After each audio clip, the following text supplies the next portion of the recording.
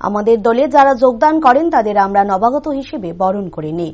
পরবর্তী মুহূর্তে তাদেরকে বৃহত্তম পরিবারের সদস্য হিসেবে সঙ্গে নিয়ে রাজনৈতিক কাজকর্ম করে থাকি। সোমবার 28 তেলিয়ামুড়া বিধানসভার অন্তর্গত শান্তিনগর এলাকায় এক যোগদান সভায় উপস্থিত থেকে এমনই অভিমত ব্যক্ত করেন বিধায়িকা তথা ত্রিপুরা সরকারের মুখ্য সচেতক কল্যাণী সাহা রায়। সোমবার সন্ধ্যায় 28 তেলিয়ামুড়া বিধানসভার 41 এবং 42 নং বুথের উদ্যোগে যোগদান সভায় বিধায়িকা কল্যাণী সাহা রায় ছাড়াও উপস্থিত তেলিয়ামুড়া পুর পরিষদের চেয়ারম্যান রূপক সরকার, বিজেপি তেলিয়ামুড়া মণ্ডলের সাধারণ সম্পাদক নন্দন রায় সহ অন্যান্য। এদিনের এই যোগদান সভায় মোট 30 জন ভোটার সিপিআইএম ছেড়ে বিজেপি দলে সামিল হয়। দলের নবাগতদের হাতে ফুল এবং বিজেপি দলের পতাকা তলে দিয়ে বরণ করে নেন বিধায়িকা সহ অন্যান্য নেতৃত্বরা।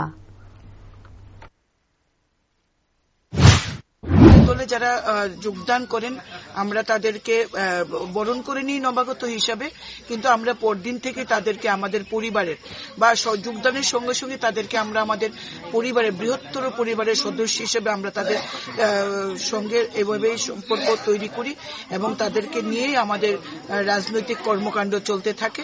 আপনারা জানেন ভারতীয় জনতা পার্টি একটা রাষ্ট্রবাদী পার্টি, রাষ্ট্রহিতে কাজ করা আমাদের লক্ষ্য। তাই নতুন পুরনো ভেদাভেদ না করে সবাইকে সাথে নিয়ে আমরা একটা উন্নত রাষ্ট্র, একটি উন্নত রাজ্য, উন্নত ত্রিপুরা গড়ার লক্ষ্যেই প্রফেসর ডক্টর মানিক সাহাজির নেতৃত্বে আমাদের কাজ চলছে ত্রিপুরাতে এবং তাতে সকলে মিলে সামিল হোক। আমাদের লক্ষ্য যে ত্রিপুরাতে যাতে আর কোনো বিরোধী দল মানুষ যাতে বিরোধী দলে না থাকে, মানুষ যাতে উন্নয়ন যজ্ঞে সামিল হয়। তাই সবাইকে আমরা আহ্বান করছি, এখনো যারা বিরোধী দলে রয়েছেন তারা বুঝতে পারছেন বক্সনগরের উপভোট এবং ধনপুরের উপভোট প্রমাণ করেছে যে এই রাজ্যে কমিউনিস্ট পার্টির আজকে যে বেহাল অবস্থা, কমিউনিস্ট পার্টির সংগঠন যে নগ্ন দশা এই রাজ্যের মানুষ দেখেছে।